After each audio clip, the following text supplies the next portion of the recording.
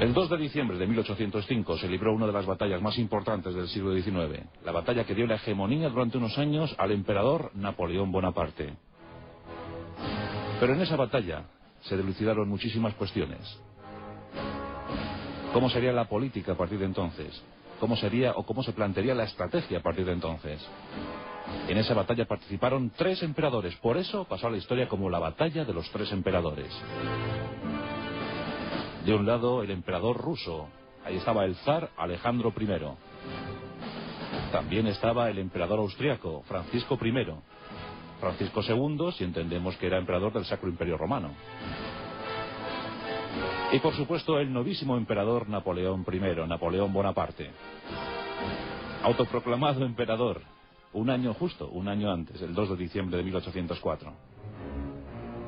La batalla de Austerlitz fue sin duda alguna la más brillante, la mejor planteada por Napoleón, por el gran genio Napoleón.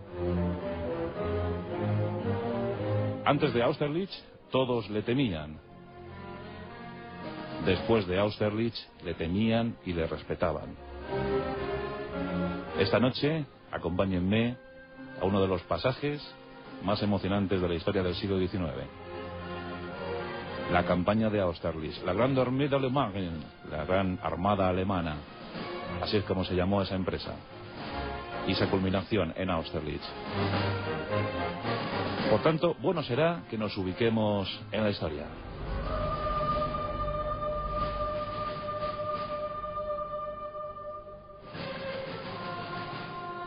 Napoleón Bonaparte, aquel corso, aquel jefe de la banda corsa, aquel clan familiar, hijo de Carlo y Letizia.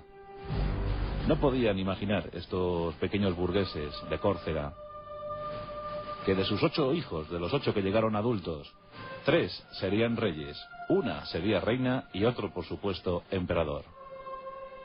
El pequeño Napoleón, el segundo de sus hijos. Cuando nació Napoleón en 1769, la pequeña isla del Mediterráneo apenas llevaba un año siendo de propiedad francesa.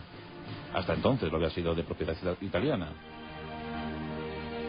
Por tanto, los Napoleones, que hablaban la lengua italiana, pues vieron de buen grado cómo llegaban los franceses. El pequeño Napoleone partió al continente cuando tenía tan solo 10 años y fue muy mal recibido por sus compañeros, muy mal recibido, pésimamente recibido. Apenas chapurreaba el francés, era muy bajito para su edad y todos se burlaban de él. Pero aquella perseverancia, aquella tenacidad del pequeño Napoleone pronto le daría muy buenos éxitos y muy buenos resultados. Napoleón brilló con luz propia, porque además de ser un buen estratega, era un latente intelectual, muy aficionado al estudio, a la lectura. Leía con profusión todo lo que caía en sus manos. En 1788, con 19 años, es cuando se empieza a formar como intelectual. Lo lee todo, absolutamente todo sobre la guerra, porque se está formando en la escuela militar. Quiere llegar muy lejos. Años más tarde decía muy ufano que todo lo que aprendió sobre la guerra lo aprendió en los libros, y que había librado más de 60 batallas, pero que en ninguna de ellas había aprendido nada que no hubiese sabido de antemano en los libros. Ese era el carácter de Napoleón. La Revolución Francesa le iba a dar muchas oportunidades, como otros jóvenes militares de la época. Esa revolución que llegó en 1789, cuando tenía tan solo 20 años, pero que propició que su entrada en la guerra le encumbrara rápidamente. Nos acordamos del sitio de Toulon, de la monárquica Toulon. Allí, como oficial de artillería, sirvió bastante bien. Su heroísmo y su inteligencia propiciaron que con tan solo 24 años ya fuera uno de los generales más jóvenes de toda Europa. Con 26 fue enviado a Italia, a la campaña de Italia. La joven República Francesa libraba batallas por doquier. Todos los puntos de la frontera estaban siendo amenazados. En Italia, un mal pertrechado ejército le esperaba. 40.000 hombres, con poco alimento, con poca munición, con poco espíritu, recibieron a un joven Napoleón. Y este supo meterse a sus hombres en el bolsillo. Supo lanzarle los discursos precisos. Supo contarles cómo era la batalla, cómo era el honor y qué grandes riquezas les esperaban. Un gran comandante se empezaba a formar. Los más viejos le empezaban a respetar, le miraban con curiosidad. Se sentían embriagados por ese impulso, por esa constancia, por esa actitud febril. Nunca descansaba Napoleón. La campaña de Italia fue victoriosa y pronto fue enviado a Egipto, donde se debatían los intereses franceses. Tras pasar por Malta, sitio que conquistó en 2 días, llegó a Egipto. Ya conocemos la historia de Egipto, los avatares de Egipto. De allí huyó dejando lo que le quedaba de la tropa para llegar a Francia y en 1799 hacerse con el poder con tan solo 30 años. Fue proclamado cónsul, más tarde sería cónsul vitalicio, y por fin, en 1804, después de un plebiscito popular, fue nombrado emperador, proclamado en la Catedral de Notre Dame el 2 de diciembre de 1804. Tenía 35 años y era emperador de Francia.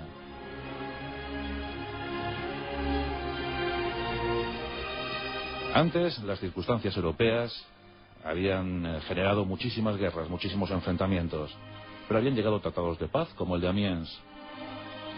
Ese tratado de paz se había roto.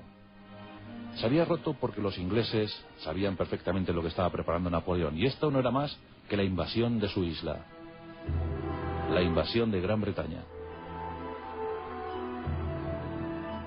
Los aliados, que estaban siempre enfrentados a Napoleón, a veces por separado, a veces unidos en coaliciones, pero los habituales eran los austriacos, los prusianos, los rusos, los ingleses. Estaban prestos a formar la tercera coalición. En esos tiempos, Napoleón preparaba la invasión de Gran Bretaña. Con un ejército poderosísimo de 240.000 hombres, se preparaba en Boulogne. Y allí estaba, cuando le llegaron noticias de que se estaba formando la tercera coalición, que en principio la formaban austriacos e ingleses, y más tarde se unieron a estos los rusos. Había que derrotar a Napoleón a toda costa. Había que parar el poder que Napoleón suponía.